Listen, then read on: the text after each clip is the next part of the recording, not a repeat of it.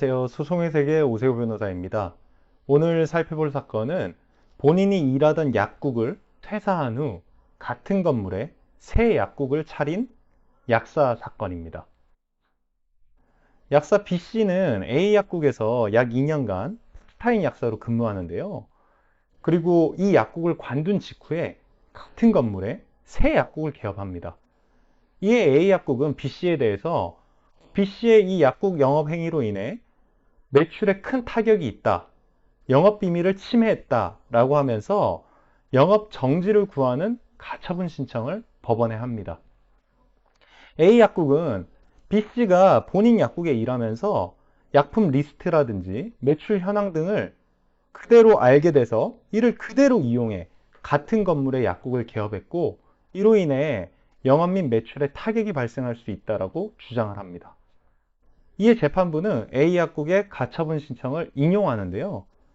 그 이유는 약품 리스트나 매출 현황은 A 약국의 영업비밀에 해당한다고 인정하였고, 그리고 A 약국은 건물 내에 특정 병원이 있는데 그 병원에서 주로 어떤 약을 얼마나 처방하는지 파악해서 그에 맞춰서 영업을 해왔기 때문에 이러한 정보를 알게 된 B 약사가 같은 건물의 약국을 개설하는 것은 영업비밀을 침해하는 행위라고 인정했습니다. 가처분 신청은 말 그대로 임시 가짜, 즉 임시 처분을 구하는 것인데요. 저희가 소송을 진행하면 소송이 끝나기까지 상당한 시간이 소요되기 때문에 그에 앞서서 긴박하게 임시 처분을 받는 겁니다. 제가 얼마 전에 행정소송을 다루면서 집행정지 신청도 알려드렸는데요. 집행정지 신청도 처분을 취소하는 소송이 굉장히 오래 걸릴 수 있기 때문에 그에 앞서서 미리 처분의 효력을 정지시키는 신청이라고 설명을 드렸습니다. 가처분 신청도 이렇게 집행정지 신청과 유사한 절차라고 보시면 되는데요. 한편 그 영업 정지나 금지를 구하는 가처분은 주로 영업양도 같은 케이스에서 자주 발생합니다. 가령 A와 B가 음식점을 양도하였는데 양도한 사람이 근처에서 비슷한 식당을 개업을 합니다. 그러면 안 되겠죠? 저희 상식적으로 보더라도.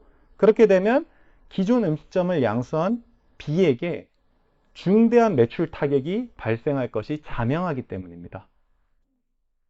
보통 이렇게 동종 업종에서의 또는 비슷한 지역에서의 영업을 금지하는 것은 당사자 간에 약정을 하거나 아니면 상법 같은 곳에서 이걸 규정하고 있습니다. 약정에 의한 것은 가령 반도체 회사에 취업하는 연구원에게 회사가 당신 퇴사 후에 동종 업체로 이직하면 안 된다, 2년간. 이렇게 약정을 하기도 합니다. 그것을 보통 이제 전직금지 약정이라고 하죠. 자, 그러면 이 사건에서 A 약국과 B 약사 간에 약국을 개설하면 안 된다는 약정을 맺었을까요? 제가 보기에는 그런 약정은 없어 보입니다. 그렇다고 B 약사의 약국 개업을 금지하는 특별한 명시적인 법률 규정도 없어 보입니다. 그러면 이렇게 법도 약정도 없는 상황에서 어떻게 가처분 결정을 받아낼 수 있을까요?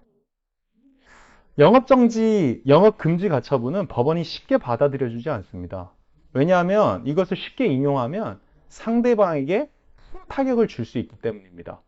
그래서 신청인 입장에서는 더욱 높은 수준의 소명과 입증을 해야 합니다.